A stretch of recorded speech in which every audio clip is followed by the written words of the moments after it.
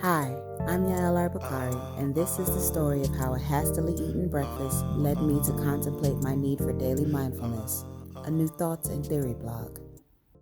A mindful pace. I find myself rushing now. I recently became employed in a call center where time is of the essence and efficiency is king. You have 60 minutes for lunch and two 15-minute breaks. Time punches must be precise or suffer the consequences. And you must be ready to work once you clock in. The expectations of a well-oiled machine churning to the steady beat of capitalism, I guess. Teamwork, right? The problem. I've never been a fast mover, though.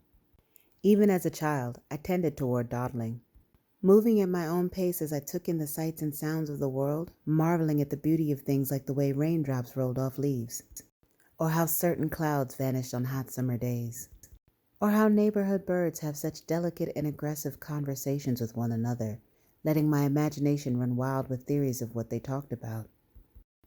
For a while at my previous place of employment, I'd lost that childlike sense of wonder, lost in a haze of cannabis-induced stupor designed to help me cope with the strain of rushing to be on time while also being wife, mother, sister, student, and parental caretaker. It'd become a norm that would send me to the end of my rope more than once until I simply could not take any more and walked away from it all. The reprieve. Away in an inherited sabbatical nest, I did as the Lord of Hosts and rested. I cried, I fought change, I grew and healed. But most of all, I regained a sense of self once lost to me. I learned how to feel again and happily returned to my dawdling state of wonderment at flowers, bees, and trees and shit. But wonderment does not a bill pay, so a return to the life of mechanical efficiency was inevitable, I suppose. Back at it. Now that I'm in it once more, I find it harder to retain the restful state I'd grown accustomed to. I find myself wolfing down food, rushing through conversations and bathroom breaks, always with a steady eye on the clock. I was wondering why I was finding it so hard to maintain the bodily attunement I'd developed on my sabbatical. My biorhythms are completely off, I'm constipated, perpetually tired, and my blood sugar is higher than it's been in weeks. It wasn't until breakfast this morning, a Valentine's feast concocted of multicolored pancakes topped with whipped cream and strawberries, served with eggs and bacon, did I see the problem.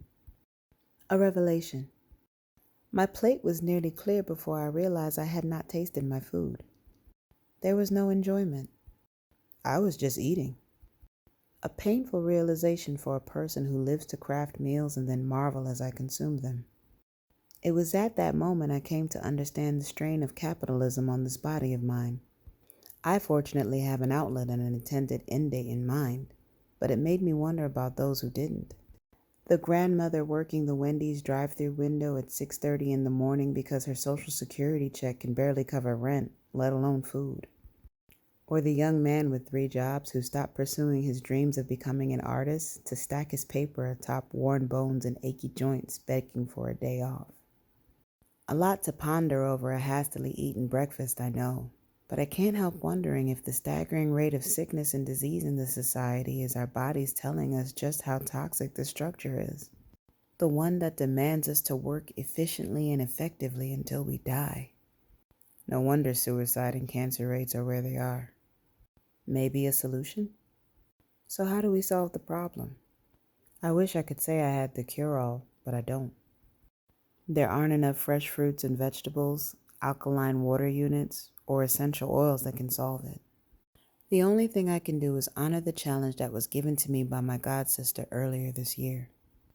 She stated a master of a particular mystic discipline stated that the best masters were ones who found a way to integrate their mindfulness into their daily activity, becoming aware of the breath, the posture, everything throughout the day, making their daily life into a moving meditation of sorts.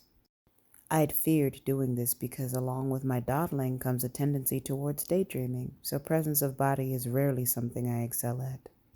But if I plan on staying healthy at this toxic job of mine, it's starting to look like it's my only way out of an early grave. If I want to dance my way into a long life, and I do intend to get my full 120 years out of this body, I'll have to find a way to be sustainably present and enjoy that which has been presented to me. And that means I'm going to have to find a way to dawdle on the man's dime. Maybe once I figure that out, I can get to solving the real problems of this world, like how to create a post-capitalist society, or how to save the planet from tech overlord Elon's nefarious plans. But in the meantime, I think I'll just start by chewing my food and doing yoga at work. I wonder if HR will mind me bringing incense. This has been a Thoughts and Theory blog from Yael Arbakari. For more thoughts and theory and other writings, please read more on www.yaelarbakari.com. And don't forget to check out my newest meditation, The Detox, now available in the Kindle store. Thank you.